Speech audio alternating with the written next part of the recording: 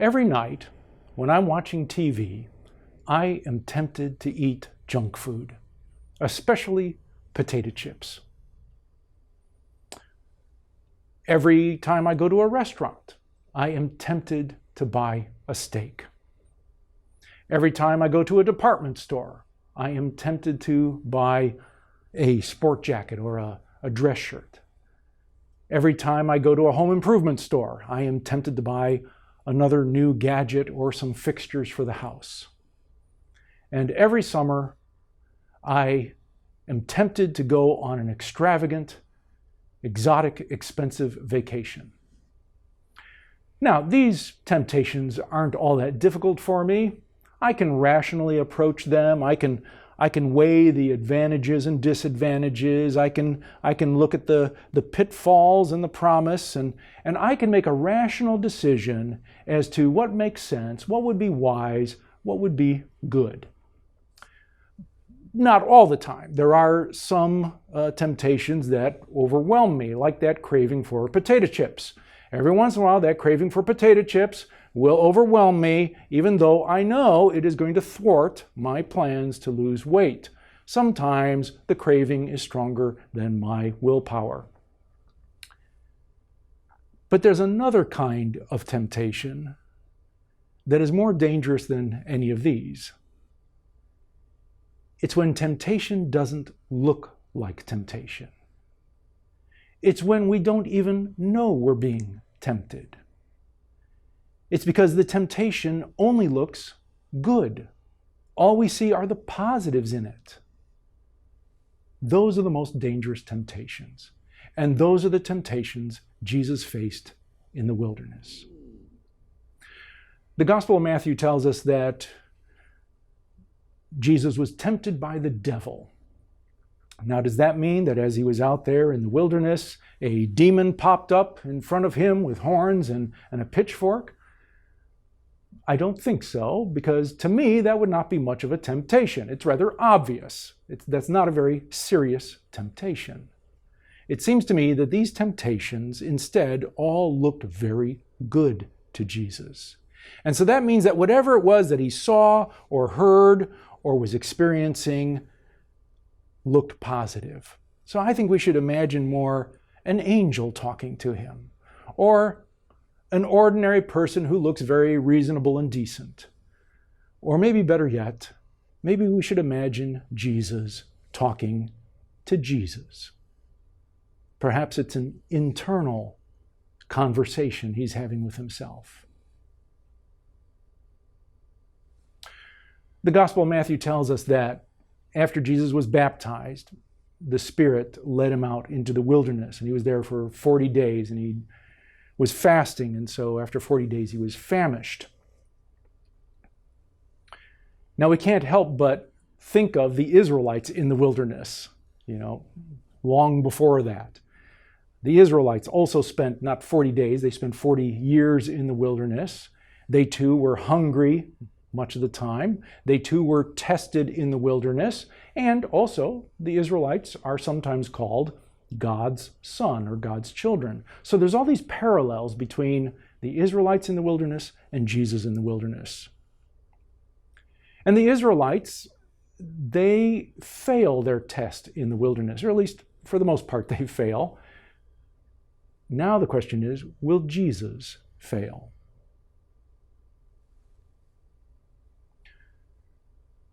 If you are the Son of God, command these stones to become loaves of bread. If you are the Son of God. Actually, it's not a question about whether he is or is not the Son of God. That's not really the temptation. Jesus already knows he's the Son of God. The question really is, since you're the Son of God, how should you be the Son of God? What does that mean? How should you do your ministry? That's the question that Jesus has to figure out when he's in the wilderness. He's not questioning himself as to whether he's the Son of God. He's questioning, how do I be the Son of God? What does that mean? What kind of a ministry does that mean? What does it look like? And so this voice says to him, well, since you're the Son of God, use your God-given authority to turn these stones into bread. Now, on one level, it could be the temptation is simply for him to feed himself. And after all, he's famished. He hasn't eaten for 40 days. So maybe the temptation is feed yourself. But I think there's a deeper temptation here. I think the temptation is, since you're the Son of God, why don't you make your ministry ending world hunger? Why don't you feed everyone with the bread they need? Let everyone have their daily bread. What a powerful temptation. I mean, Jesus was surrounded by poor peasants who were struggling to survive day by day. He could be the Messiah who brings an end to starvation. He could be the Messiah who brings an end to disease. He could be the Messiah who brings an end to physical distress. What a wonderful temptation. How positive that must have looked. And indeed, in Jesus' ministry, he does heal people, and he does feed a multitude. And yet, when Jesus heals people, and when Jesus feeds a multitude, he's performing a sign pointing to something more essential, more important.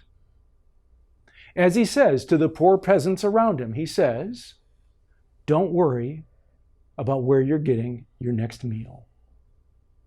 Don't worry about having enough water. Don't worry about whether you have clothes or not. Don't worry about shelter. There's something more essential in life than survival. Life is not essentially about survival. As important as it is, there's something more essential than survival. And that is to trust in God. That is to commit your life to doing God's will and living out God's reign. Do that first. Make that your top priority, and all the other needs of life fall into place. And so Jesus responds to this temptation in the wilderness by quoting something Moses said to the Israelites when they were in the wilderness. He says, "One does not live by bread alone, but by every word that comes out of the mouth of God." In other words, Jesus is saying, my ministry is essentially about connecting people with God so that they trust in God and are doing God's will. A second thought comes to Jesus. He imagines himself on the wall of the temple in Jerusalem. And he hears a voice saying to him, since you're the Son of God, jump. After all, Psalm 91 says that if you were to do that, God will protect you, and God will send his angels to bear you up, lest you strike your foot against a stone. Now, on one level, it may be that this temptation is for Jesus to do some sort of spectacular public display to prove he's the Messiah, so that nobody could doubt. Everyone will know he's the Messiah. But I think there's a deeper temptation here.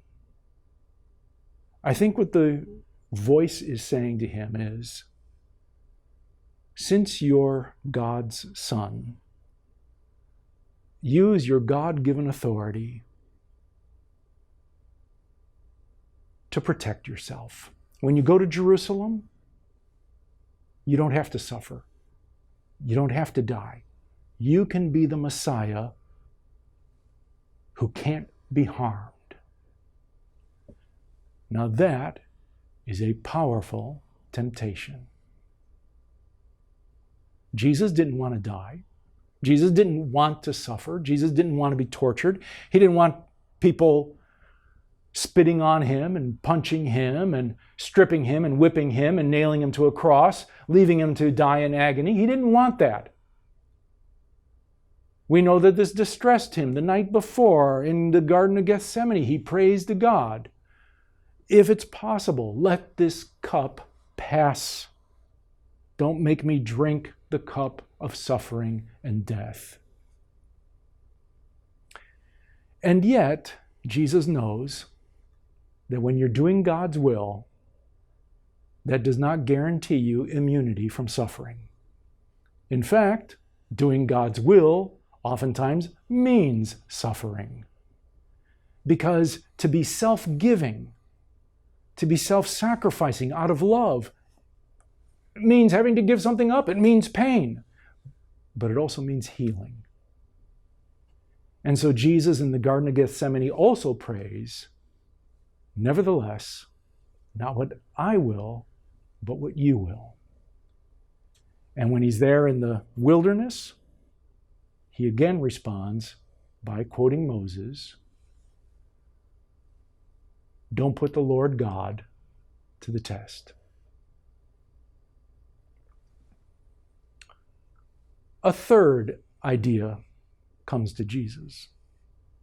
He sees himself on a high mountain, surveying all the kingdoms of the world. Perhaps he's imagining the Roman Empire. The Roman Empire that stretches across the entire Mediterranean world and controls virtually every nation known at that time. And the voice says to him, all of this can be yours. All you have to do is compromise a little. Make a little deal with the devil. Now, we may say to ourselves, well, I'd never do that. I would never make a deal with the devil. Not true. We make a deal with the devil every day. We compromise our principles every day. We compromise the meaning of love your neighbor as yourself. We compromise the meaning of love your enemies. We compromise by giving ourselves little advantages over others. We compromise by letting ourselves be a little bit selfish here and there. We compromise by making sure that we're protected. We're constantly compromising. We're constantly making little deals with the devil. And Jesus is tempted to do the same. Since you're the Son of God, you, Jesus, you could replace Caesar Tiberius.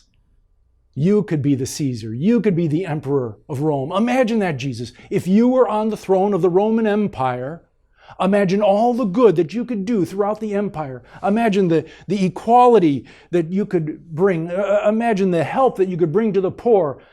Imagine ending all the needless suffering and warfare. Imagine if you were on the throne for, say, 40 years, there would never be the horrible reign of Caligula. There would never be the even more horrible reign of Nero. You wouldn't have Christians being burned at the stake. Jesus, you can be the emperor. All you got to do is just use some of the devil's techniques. All you got to do is turn the poor people against the rich and make them angry and make them want to get back at them and take revenge. Rile up the crowds.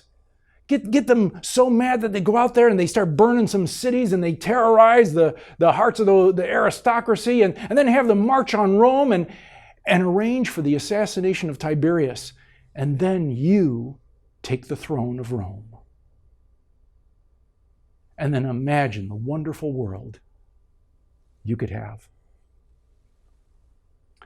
See, this is the old question of whether the ends justify the means. And Jesus rejects that. Jesus says, worship the Lord your God and serve only Him. So that's the end of the temptations, at least for now. And Jesus leaves the wilderness, and now it's clear in his mind how he's going to be the Son of God, what his ministry is going to look like, how he's going to do that. Now, Matthew tells us this story, and Luke also tells us this story. These two Gospels both tell us this story because they believe this story is very relevant for us. It's relevant for the church today. As we enter into this season of Lent, we are entering into 40 days in the wilderness. This is our time to be tested. And we are going to face the same temptations as Jesus. The church is going to face the same temptations. We're going to have to figure out how to do the ministry of the church. There's going to be a way to do it that's going to look very bright and shiny and good, but it's actually the wrong way. Here's the 3 temptations facing the church. The first one is whether the church's ministry, at the center of its ministry, is it going to be a social service agency? Now, it's true, we have a mission to serve the poor. We have a mission to feed the hungry and clothe the naked and cure the sick. Our mission is indeed to help those in need, but that's all built on the foundation of trusting in God. We need to make it clear that human survival is not the ultimate good. The ultimate good is to love God and to find our purpose and meaning and direction in God. That's our core ministry. And then everything else comes out of that. The second temptation of the church is to avoid suffering, to avoid the way of the cross. Instead, the church could protect itself. The church could reduce the gospel to niceness. Let's just all be nice to one another and let's all live a safe, secure, middle-class life. Or the ministry of the church is about risking everything in order to live out the full implications of loving our neighbors as ourselves. Are we willing to let go and suffer, even lay down our lives out of love for those in need? The third temptation: will the church, out of its desire for political influence and power, compromise its ethical principles? These are our 3 temptations. And they are the same temptations Jesus faced. They have not changed. And now it's our turn in the wilderness.